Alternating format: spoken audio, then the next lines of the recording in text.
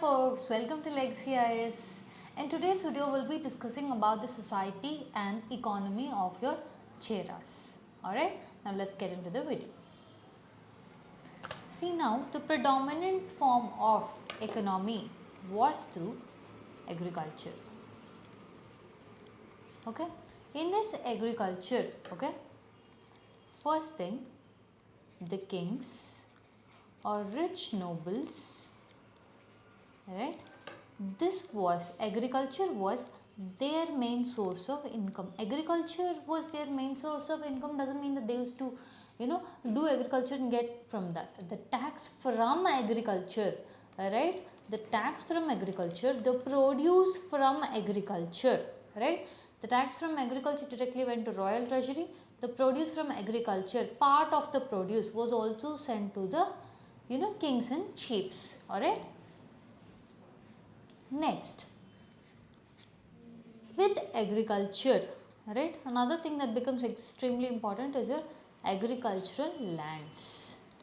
Okay, now this land be two things: the one who owned the agricultural land, the one who worked on the agricultural land. Okay, the one who owned the agricultural land, okay, and thus the produce or the agriculture, okay, the major chunk of the income was to the person who was owning it, right, who is owning the agricultural land. Okay, the one who actually worked hard, toiled the farms, right, the one who actually worked hard was actually getting a lesser share of income compared to the other ones. Okay, so the kings, rich nobles, etc. were getting the highest share of income. The second highest was the one who owned the agricultural land. Remember, we spoken about another Chera video about something about Arasar, Weller, right. Then there are ones who work on the agricultural land, right. There are also, right, these are the ones who actually do the agricultural work in this, right. In this, the ones who are doing agricultural work, right, it had both men as well as women. Okay. So, women in the lower economic sector were also helping out in the work, were also becoming independent to an extent, okay, as in that they could earn the living wages as well as have a certain degree of independence compared to a other section of higher class of women. Alright, the other section is more of like workers, but these were not workers like your agricultural workers, more of like helpers, be it in agricultural activity, domestic works, right, somewhere of slaves, right, on this kind of terms. Alright. Next, look at this. Sangam economy was flourishing trade with the Roman world. Right, one important thing we have already seen. Right, with respect to Roman and Indian trade, it was two-way trade too. Right. First thing they wanted, what did they wanted? Spice, perfume, jewelry, ivory, textiles, muslin, diamond, turquoise, carnelian, right, sandalwood, indigo, iron, steel, etc. These are the things from this one-way trade where Romans wanted the products from India. Right. Now, what was coming from Rome towards India? Right. What were Indians taking from Romans? The second part, tin, lead, coral, right, slave girls, or basically concept of slavery. Now, just if you look at the list, this is more compared to this. Yes, so indicating the Romans were wanting more products from India, or Romans were wanting more Indian products rather than Indians wanting more Roman products.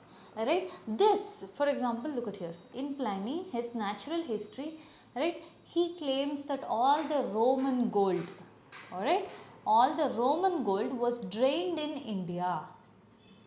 Okay, all the Roman gold was drained in India, indicating that their wealth or their economy was spent in India. Understanding?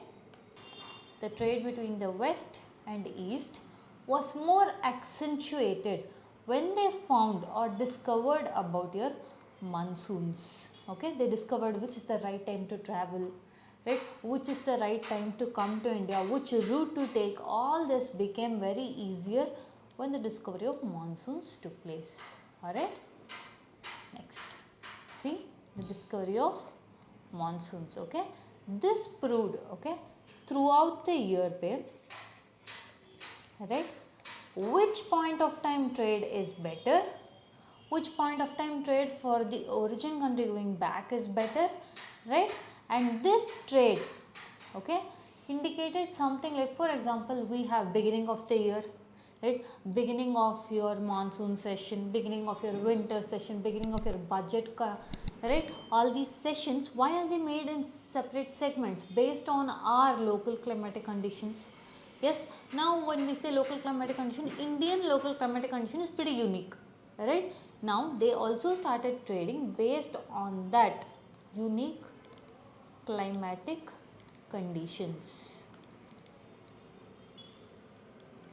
Alright, next. Now, when such a point of time, as we discussed, right, the trade was very important. First thing was agriculture, second thing was trade in their economy, and the economy is how it shaped the society. Alright, now this society, first thing we spoke about agriculture, we spoke RSR, Weller and all those things. Alright, now it comes to trade, which means if trade is happening, there is growth of cities. Yes, growth of cities, which means bankers, merchants, yeah, bankers, merchants, your service sector or service oriented, alright, trade will be more in here, right, in this aspect. Okay, now when we said bankers, merchants, traders, etc., okay, we also discovered, along with the discovery of monsoon, right, we saw which was ideal time to come and which was ideal time to trade, which meant in this ideal time lot of trade activity took place, trade would be on a higher side.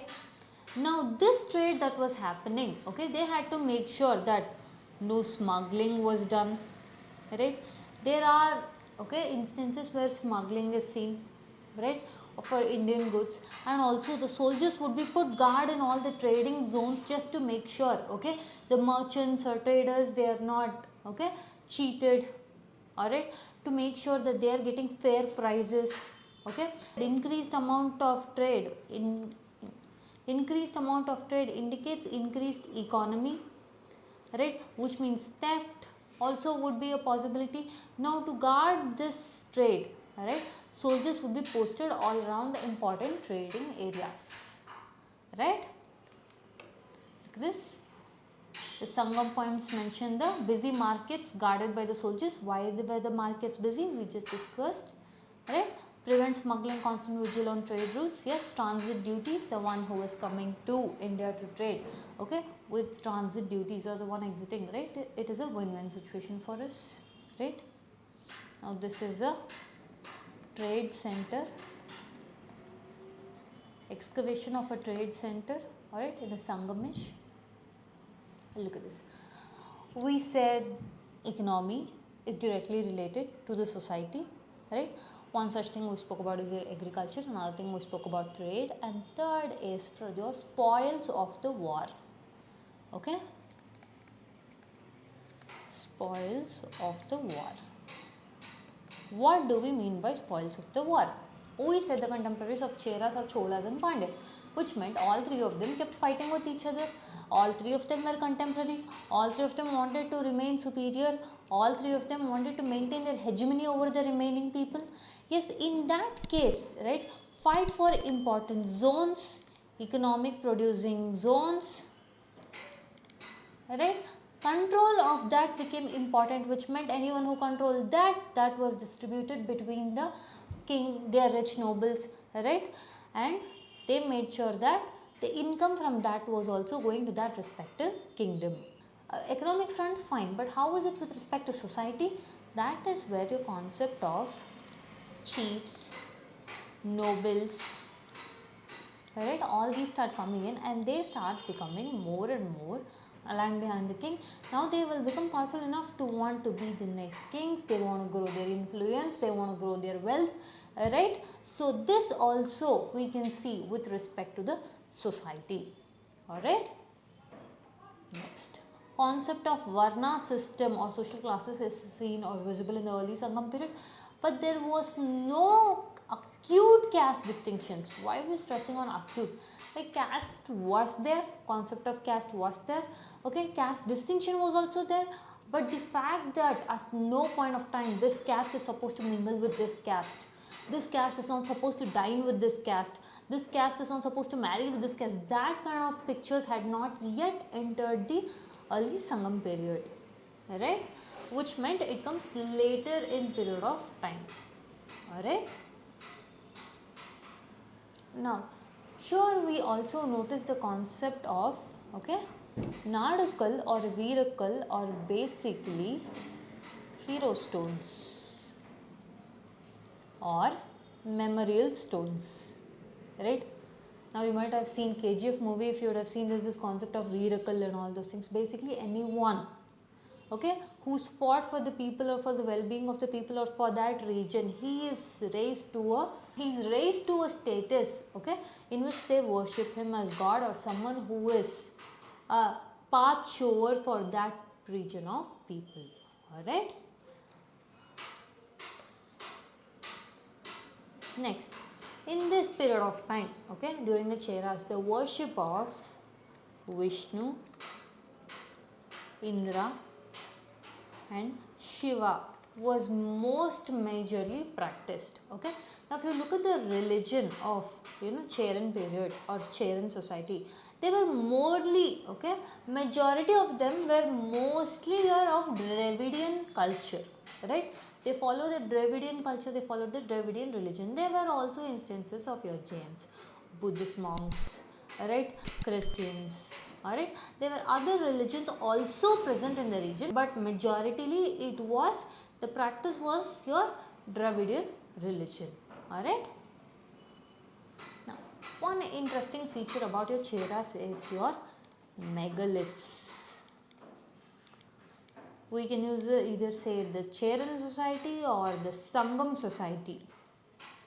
Alright, because the Cherans were in your Sangam age. Alright. So, majority of the Cheran society or Sangam society has a significant feature of megaliths where, okay, the dead were buried and then they were surrounded with bigger stones. Okay, they were enclosed with bigger stones. At that point of time, they had the concept of offering rice, etc. to the dead. Alright, when a person dies, the last rites were to be performed by a particular caste of people who used to look after, okay, the burial, dancing in front of the dead body, alright, and all the particular last rites to be performed will be looked after by that particular caste. Alright, the lower caste were interested with performing the last rites. Okay, the concept of cremation was also introduced. Alright, became a very significant god during the Sangam period. Okay. Now, the reason we discussed religion, economy and society together is that because all of these culminated form how the society or how the lifestyle was during the Cheran period. Right? All this will give you an insight as to how the Cheras were. Now, that's it for the video. If you do like our content, subscribe to our channel, give us a thumbs up and share it along with your friends. Thank you.